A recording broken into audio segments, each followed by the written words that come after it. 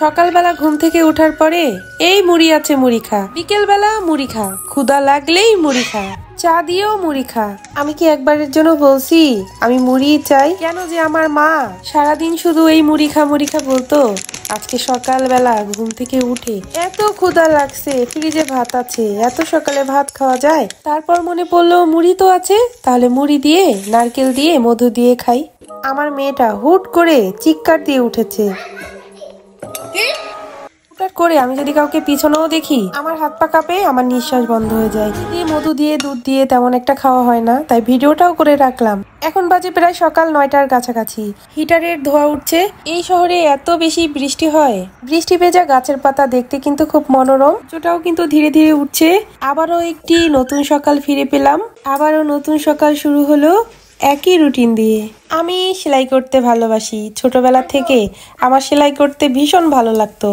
আর এই বিছানার চাদরটা অনেক দিন আগে ছিঁড়ে গেছে, একটুখানি ছিঁড়েছিল। আমাকে তো মাঝে মধ্যে প্রোক্রাস্টিনেশনে ধরে, তখন কাজগুলো ফেলে রাখি। ওয়াশিং মেশিনে কাপড় চোপড় ধুলে কাপড় চোপড়ের কালার নষ্ট হয়ে যায়। এটা একদম নতুন বেডশিট ছিল। ক্যামেরাম্যানটা তো আমার ময়না পাখি, তেমন ভালো করে সেলাই করিনি। এটার উপরে আরেকটা বেডশিট দিব, এটা দেওয়ার কারণ খাটের নিচে কিছু রাখলে দেখা যায়। এখন বাজে 11:30টার কাছাকাছি।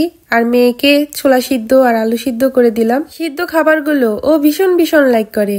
দুবার চাউল কিনে ধোকা খেয়েছি। এর আগের বার একটা চাল কিনেছিল এরকমই, ভাত তো ভাতের মতো লাগেই না, একদম পান্তা ভাতের মতো টেস্ট। এই চালটা কেমন হবে ট্রাই করার পরই বোঝা যাবে। এই সুতাটা একটু টেকনিক করে টান দিলে কিন্তু উঠে যায়। আমার হাতে আবার অত সময় নেই, কিন্তু সময় নষ্ট কমও করি নাই। চালটা কেমন হয় ভগবান ভরসা, কারণ 20 কিলো 25 কিলো চাল আনা আমাদের পক্ষে অনেক কষ্ট। অন্য একটা শহরে গিয়ে তো এই চালগুলো কিনতে হয়, এই শহরে এই চালগুলো পাওয়া যায় না। আরে নতুন যদি কোনোদিন চাল আসে, সেদিন আমার ভাতগুলো ভালো হয় না, কারণ আমি আন্দাজ বুঝি না, জল বেশি হয় কম হয়। আজকের ভাতগুলো ভালো হবে না। আজকে তো আমার কোনো আইডিয়া নাই এই চাল সম্পর্কে।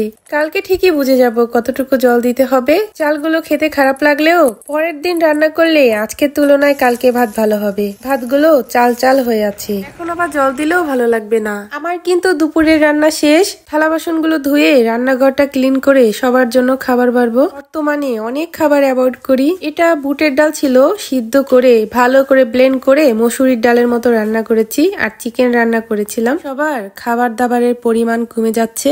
বিকেলের নীরবতা হারিয়ে যায় মনের সব কোলাহল। শীতকাল তো চলছে, জানালা খোলার সাথে সাথে তো বাতাসে শীত গন্ধ আর পুরানো কিছু স্মৃতির কথা মনে পড়ছে। জীবন বদলেছে, মানুষও বদলেছে, তবে পৃথিবী ঠিক একইভাবে জানালার বাহিরে ঘুরছে। কেউ যদি আমাকে বলে তোমার সারাদিনের মধ্যে কোন সময়টা বেশি ভাল লাগে, আমি বলবো সন্ধ্যাবেলা আর বিকেল বেলা। রাতে কিছু একটা রান্না করতে হবে, জানালাটা আটকিয়ে দেই কারণ অনেক ঠান্ডা। আমি আর আমার মেয়ে এখন ফেস ওয়াশ করবো।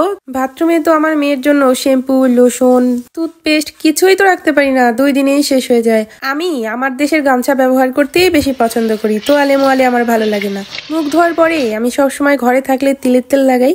আমার মেয়েটাকেও তিলের তেল লাগিয়ে দেই। ভেবেছিলাম একটা ভিডিও এডিট করব, নিজের ভিডিও নিজে দেখে সময় নষ্ট করছি। আসলে সময় নষ্ট করব না, আমি এখন ভিডিও এডিট করব। শুভরাত্রি, থ্যাঙ্কস ফর ওয়াচিং। তাহলে আজকের মতো বাই।